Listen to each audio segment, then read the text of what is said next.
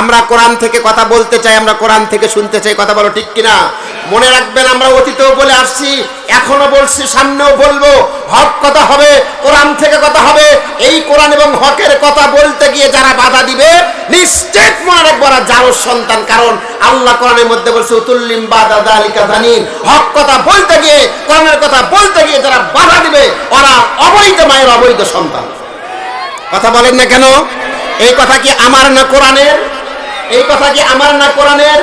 আমি যদি ওয়াজ করে আকিমুস সালাহ, নামাজ কায়েম করো, এই কথা বললে তোমার চুলকানি হয় না, তোমার কোনো বাধা হয় না।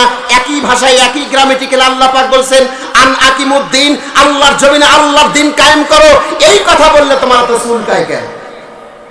জমিন কার? আওয়াজ দিয়ে বলেন, জমিন কার? আসমান কার? তুমি আমি কার? বউ কার? দেখছেন বউ বলা।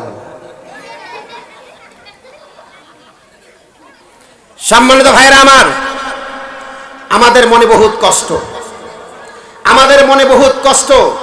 আমরা উৎসাহ পাই, উদ্দীপনা পাই। বাংলাদেশের 3টা জেলা রয়েছে, বাংলাদেশের 3টি জেলা, যেই 3টি জেলা আল্লাহ পাক কোরআনের জন্য অত্যন্ত উর্বর করে দিয়েছেন, সেই 3টি জেলার মধ্যে একটা জেলা হচ্ছে রংপুর। আর সেই রংপুরের মধ্যে মিঠাপুকুর 1 নাম্বার ইসলামের জন্য আল্লাহ পাক কবুল করে নিয়েছে। বলেন আমিন, আরো জোরে বলেন আমিন। আমার ভাইরা, আমরা মুসলিম, আমাদের জীবনের একটাই চাওয়া, সেই চাওয়াটা হলো আল্লাহ আমরা জান্নাত চাই।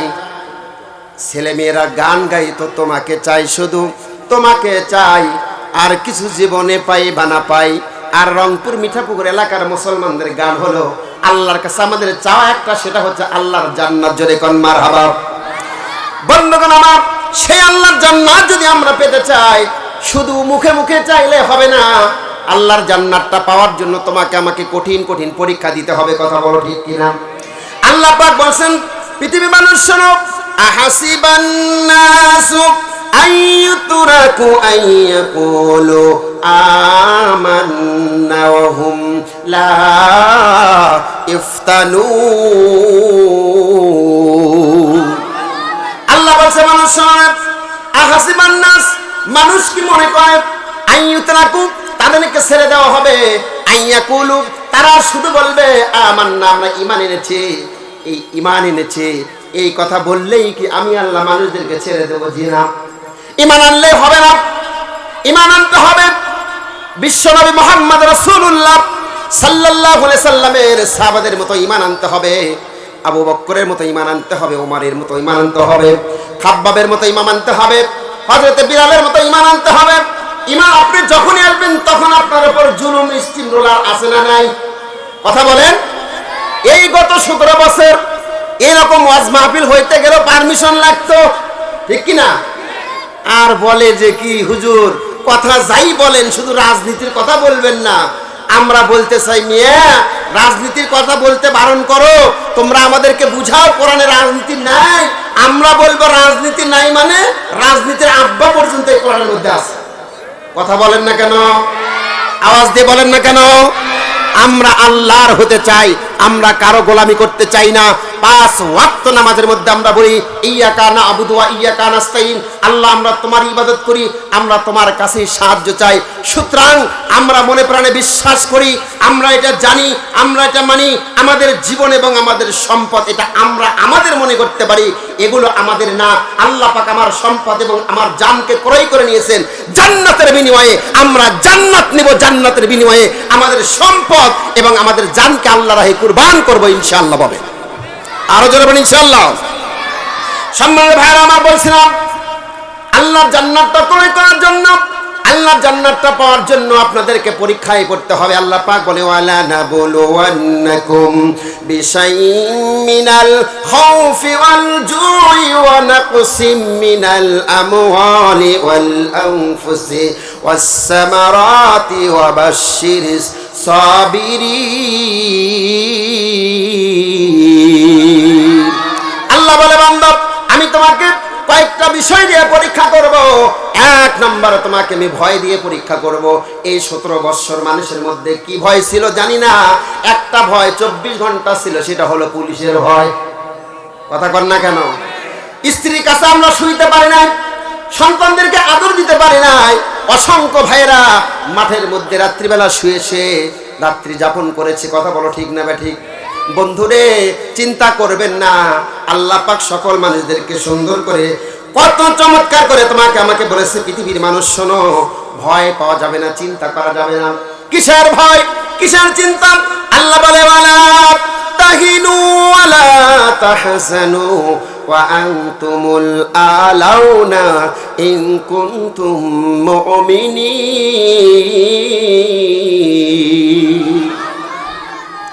আমার ভাইয়েরা, আমার বন্ধুরা, আমরা এক জায়গায় বসতে পারতাম না, বাড়িতে থাকতে পারতাম না, আর টুপি দাড়িওয়ালা দেখলেই খালি বলতো জঙ্গি, যুদ্ধাপরাধী। কথা কন না কেন? কথা কন না কেন? টার্গেট দিয়েছিল 42 সাল, মামু কেবল চলছে 26 সাল, কোথায় গেলাম? আজকে প্রতিটি মুহূর্তে সেই আল্লামা সাঈদীর কথা মনে পড়ে। আল্লামা সাঈদী সবসময় বলতো, সময় আসবে এমন পালানোর জন্য ইঁদুরের গর্ত পর্যন্ত খুঁজে পাবে না। কথা বলো ঠিক কিনা? সেই 5ই আগস্টে বুবু হাসিনা পালানোর জন্য বিভিন্ন দেশে যাওয়ার চেষ্টা করছে, কেউ নেয়নি। অবশেষে ঠিকানা কোথায়? শ্বশুর বাড়ি। কথা বলেন না কেন? কোথায় ঠিকানা? তাও আবার এমন বেহায়া বেলজ্জা, এখনো মাঝে মাঝে হুমকি দেয়, পাশেই আছে, যে কোনো মুহূর্তে ঢুকবো। ঠিক কিনা? আমরাও বলতেছি, বুবু আসো, তুমি আসো গো, এবার আইলে বুবু ক্ষমতা পাইবা না। কথা বলো ঠিক কিনা? বন্ধুগণ, আমার ভাইরা, আমার কষ্ট লাগে, এতগুলো কষ্ট। জীবনে অনেক ওয়াজ হয়েছে, সে ওয়াজগুলো আর বলবো না। শুধু আজকে রংপুরে মিঠাপুকুরের মানুষকে একটা কথাই বলে দিতে চাই, 52 বছর পরে আমার বাপের বিচার যদি এই বাংলা জমিনে করে, 100 বছর পরে হলো আর বিচার হবে। রাজি আছেন না নাই? 52 বছর পরে আর বাবার বিচার করে আলেমান আমাদেরকে হত্যা করেছে। আল্লামা সাঈদীকে ফাঁসির মঞ্চে ঝুলাতে পারেনি, ইনজেকশন করে হত্যা করেছে। মুসলমান ভাইয়েরা, আমরা ফোন করেছি, শপথ নিয়েছি, কেবল তো একটা রায় হয়েছে, প্রথমটাই কি? কথা কন না কেন? তুমি আমাদেরকে বলতে, হ্যাঁ কোথায় জোর তোমাদের, আসো সামনে। আজকে আমি তোমাদেরকে বলবো, তুমি এত বড় বীর বাহাদুর সাহসী, পলাইছো কেন? আসো সামনে, আসো, খেলা হবে। কথা বলো না কেন? খেলা হবে। আল্লাহু আকবার, আল্লাহু আকবার। আমার ভাইরা, কি দিয়ে আমি আপনাকে বুঝাবো? আল্লাহু আকবার। 3 জন মানুষ, 2 জন মানুষ এক জায়গায় সন্ধ্যার পর কেন দিনের বেলা যদি একটু গল্প করতে পারিবারিক, এটাও বলতো জঙ্গির গন্ধ পাওয়া যায়। কথা বলো ঠিক কিনা? আওয়াজ দিয়ে বলো, কথা ঠিক না ঠিক? এজন্য আমরা আজকে এই মাহফিল থেকে উদাত্ত কণ্ঠে জানিয়ে দিতে চাই, 50 বছর পর তোমার বাবার বিচার করতে পারলে আমরা তোমার বিচার 100 বছর পরে হলেও করব। আমরাও বলবো, তুমি যেমন বলো কাছে আসতে শুট করে ঢুকবো, আমরাও বলতেছি কাছেই থাকো, আমরাও তোমাকে খুব তাড়াতাড়ি শাট করে নিয়ে আসবো। কেমনে নিয়ে আসবো জানেন? প্লেনে করে। তবে ওই যেন মনে করে না সিটে বসে আনবো, ঝুলিয়ে ঝুলিয়ে আনবো। কথা বলে ঠিক কিনা? আর যদি মরে যায় কব্বরের উপর পিটন হবে, পিটন মিস নেই। কথা বলো ঠিক না বেঠিক? আওয়াজ দেবো ঠিক না বেঠিক? আল্লামা সাঈদীকে বলা হয়েছিল, সাঈদী সাহেব কোরআনের পক্ষ নিয়ে আর কথা বলেন না, কোরআনের পক্ষে আর থাকেন না, জামাত ইসলাম বাদ দেন, আপনাকে জেলখানা থেকে মুক্তি করে দিব। আল্লামা সাঈদী বলেছে, একবার কেন 1000 বার যদি আমার প্রাণ চলে যায়, এক চুল পরিমাণ বাংলাদেশ জামাত ইসলামী ঐক্য জোট এবং একামতের দিনের পর থেকে 1 ইঞ্চি পরিমাণ আমি পিছপা হব না, হব না, হব না। কথা বলো ঠিক কিনা? হাজার হাজার মানুষ পঙ্গু হয়েছে, শত শত মানুষ জীবন দিয়েছে, কারণ মানুষেরা জানে আল্লাহর জমিনে আল্লাহর দিন কায়েম করার যদি রক্ত ঝরা যায়, জীবন দেওয়া যায়, এই জীবন দেওয়া, রক্ত ঝরা, এটা হবে শহীদ মৃত্যু। মরতে দেরি হবে, এই শহীদদের আল্লাহর জান্নাতে যেতে 1 কিঞ্চিত পরিমাণ দেরি হবে। আওয়াজ দিয়ে বলো হবে। আমার বন্ধুরা, আমার ভাইরা, কোনো ভয় পাবেন না, কোনো চিন্তা করবেন না। আল্লাহ পাক আমাদেরকে কত সুন্দর সাহস দিয়ে বলেছেন, ওয়াকানা হাক্কান আলাইনা নাসরুল মুমিনিন। তোমরা মুমিন হও। মুমিন যদি হতে পারো, তোমরা মুমিন হও।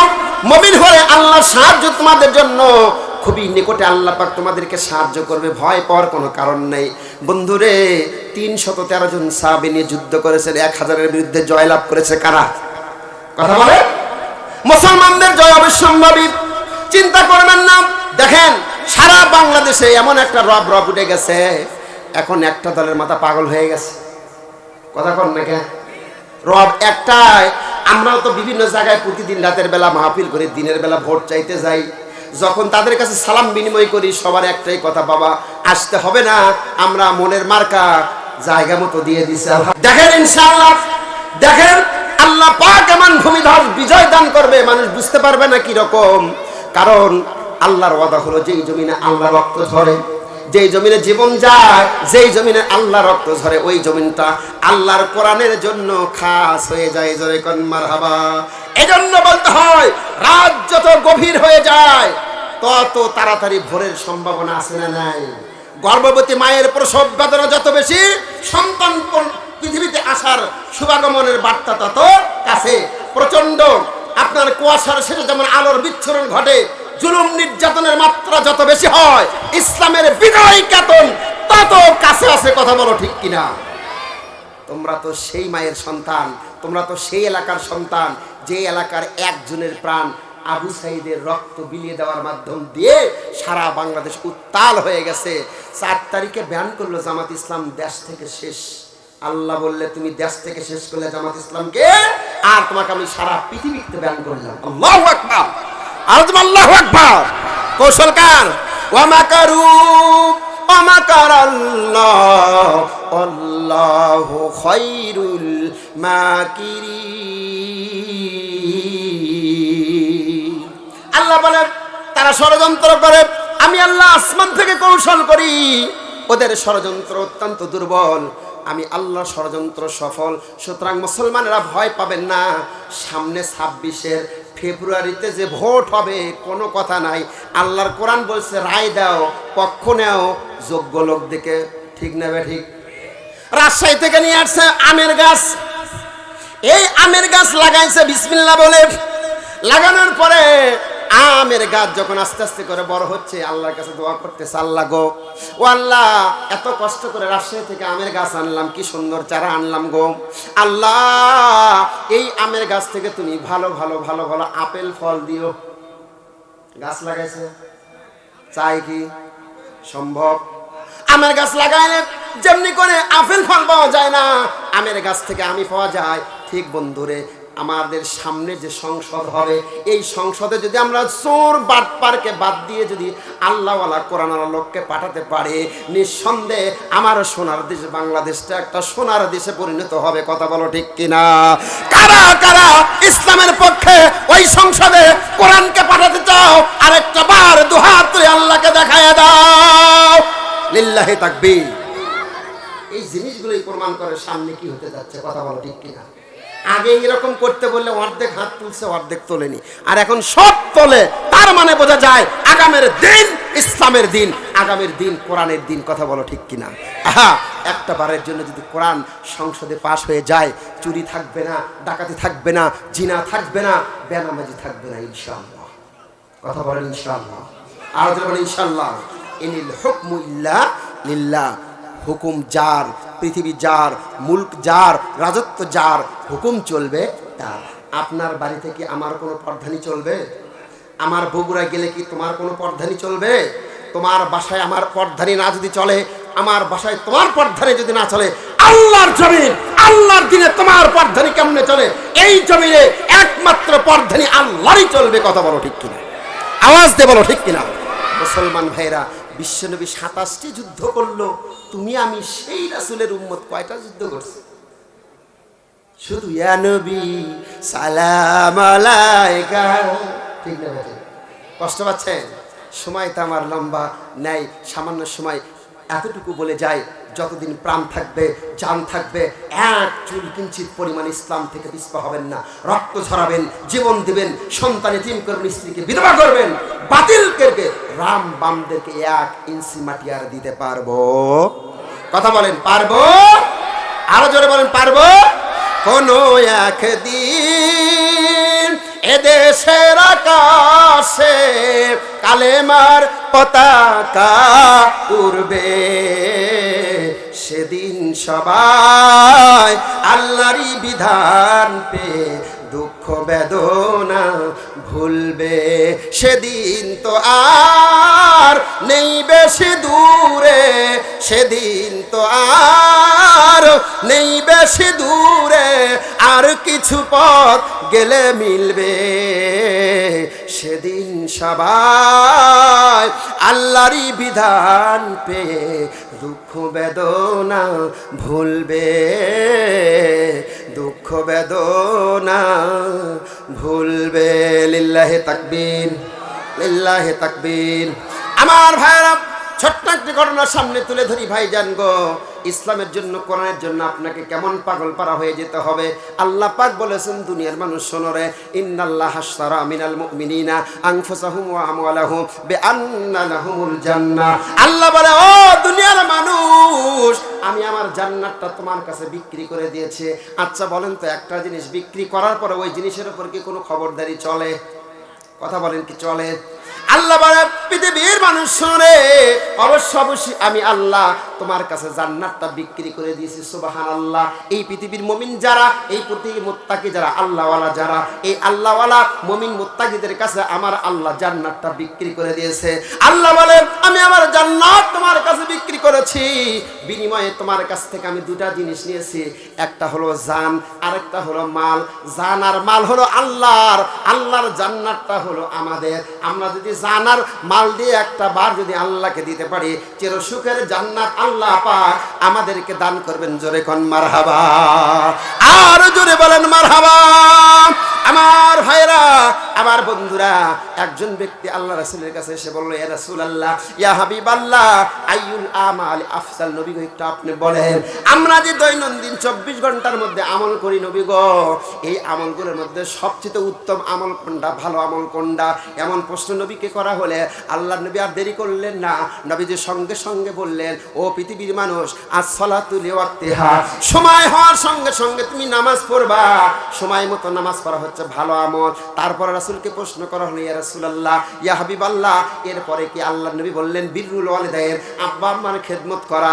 এই কথা প্রশ্ন করার পরে নবীকে প্রশ্ন করা হলো, ইয়া রাসূলুল্লাহ, ইয়া হাবিবাল্লাহ, সর্বোত্তম আমলের কথা বললেন, নামাজের সময় হলে নামাজ পড়তে হবে। 2 নম্বর আব্বা আম্মার খেদমত করতে হবে। 3 নম্বর নবী আপনার কাছে জানতে চায়, নবী গো আপনি একটু বলেন, এরপরে সবচেয়ে ভালো আমল কোনটা? আল্লাহ নবী বললেন, আল জিহাদু ফি সাবিলিল্লাহ, আল্লাহর জমিনে আল্লাহর দ্বীন প্রতিষ্ঠা করার জন্য সশস্ত্র জানমাল দিয়ে জিহাদ করা। এই জিহাদ করা আমার আল্লাহর কাছে উত্তম আমল। চিৎকার মেরে কোন আল্লাহু আকবার। আমার ভাইরা, আমার বন্ধুরা, ভালো করে শুনে যান, আল্লাহর জমিনে আল্লাহর দ্বীন কায়েম করার জন্য যদি আপনি জান প্রাণ দিয়ে যদি আপনি কষ্ট করতে পারেন, আপনি যদি প্রাণ ভরে যদি এই কাজটা করতে পারেন, কি লাভ হতে পারে? আল্লাহ পাক রব্বুল আলামিন বলে, পৃথিবীর মানুষ শোনো, আল্লাহ দুল্লুকুম আলা তিজারাতিন তুনজিকুম মিন আযাবিন আলীম। আল্লাহ পাক তোমার কাছে আমার কাছে একটা ব্যবসার কথা বলে, একটা ব্যবসা করো। এই ব্যবসা যদি করতে পারো, ব্যবসার মাধ্যম দিয়ে আমি আল্লাহ তোমাকে জাহান্নামের আগুন থেকে বাঁচাই দিব। চিৎকার মেরে কোন সুবহানাল্লাহ। এমন কোন ব্যবসা, যে ব্যবসা করলে জাহান্নামের আগুন থেকে বাঁচা যায়, জাহান্নাম থেকে বাঁচা যায়, সেই ব্যবসাটা এই মিঠাপুকুর সটিবাড়ি এলাকার মুসলমানরা করতে রাজি আছো কিনা? আওয়াজ দিয়ে বলা আছে কিনা? এমন কোন ব্যবসা? আলুর ব্যবসা না পটলের ব্যবসা? আল্লাহ কয় না না, এই ব্যবসা না। ব্যবসাটা হলো আমি আল্লাহকে বিশ্বাস করতে হবে, রাসূলের উপর ঈমান আনতে হবে। 3 নাম্বার, আল্লাহর জমিনে আল্লাহর দ্বীন কায়েম করার জন্য সংগ্রাম করতে হবে। ও মুসলমান, ভোটের রাতে যদি তুমি 1000 টাকা নিয়ে অন্য অন্য মার্কায় সিল মারো, এমন নেতার মাথায় এমন ভাবে সিল মারলে, যেই নেতা 5 ওয়াক্ত নামাজ পড়ে না, যেই নেতার পর্দা নাই, যেই নেতা মিথ্যা কথা বলে, যেই নেতা ঘুষ খায়, মনে রাখো বন্ধু, এই যে 1000 টাকা নিয়ে তুমি সিল মারলা, এর হিসাব আল্লাহর সামনে দাঁড়িয়ে কাঠগড়ায় দাঁড়িয়ে পাই পাই পাই পাই করে দিতে হবে। কথা বলো ঠিক কিনা? এই যে আমি যতটুকু জানলাম, আপনাদের এই আসনে সবচেয়ে সম্মানিত ব্যক্তি মৌলানা অধ্যাপক গোলাম রব্বানী সাহেব দাঁড়াইছে। আচ্ছা বলেন তো, আল্লাহ পাক যদি এই ব্যক্তিটাকে ওই সংসদে কখনো আল্লাহ পাক যদি কবুল করে, লোকটাকে কারো কাছ থেকে ঘুষ খাবে? কথা বলেন, খাবে? কেন খাবে না? এই লোকটার অন্তরের মধ্যে ভয় আছে। কার? আরো জোরে বলেন, কার ভয় আছে? আল্লাহর ভয় কারে বলে? আল্লাহর জান্নাত লাভের আশা কারে বলে? বন্ধুরে, তুমি সুন্দর করে মনোযোগ দিয়ে আমার কথাটা শুনে আল্লাহর নবীর সাহাবী আব্দুল্লাহ ইবনে হুযায়ফার একটা ঘটনা তুলে ধরবো আপনাদের সামনে, খুব মনোযোগ দিয়ে শুনেন। আব্দুল্লাহ ইবনে হুযায়ফা রোম সম্রাটের বিরুদ্ধে যুদ্ধের ময়দানে চলে গেল, যুদ্ধে বাঁচবে। এমত অবস্থায় রোম সম্রাটের সবচেয়ে যিনি রাজা ছিলেন, এই রাজা ধনাট্যশীল রাজা। এবার আব্দুল্লাহ বিন হুযায়ফাকে ডেকে ডেকে বলছেন, আব্দুল্লাহ বিন হুযায়ফা, সবাইকে আলোচনা শুনতেছেন, আলোচনাকে শুনতেছেন। আব্দুল্লাহ বিন হুযায়ফা রে, ও আব্দুল্লাহ বিন হুযায়ফা, শুনলাম তুমি নাকি আমাদের সঙ্গে যুদ্ধের জন্য আসছো। সত্যিকার অর্থে যদি যুদ্ধ করতে চাও আব্দুল্লাহ বিন হুযায়ফা রে, তোমাকে 3টা অফার দেব। জোরে বলেন, অফার কয়টা? 1 নম্বর অফার, আব্দুল্লাহ বিন হুযায়ফা, তুমি যদি যুদ্ধ না করে যদি ফিরে যাও, ও আব্দুল্লাহ বিন হুযায়ফা, আমার যে বিশাল সাম্রাজ্য আছে, এই সাম্রাজ্যের অর্ধেক তোমার নামে লিখে দিব। লিল্লাহি তাকবীর,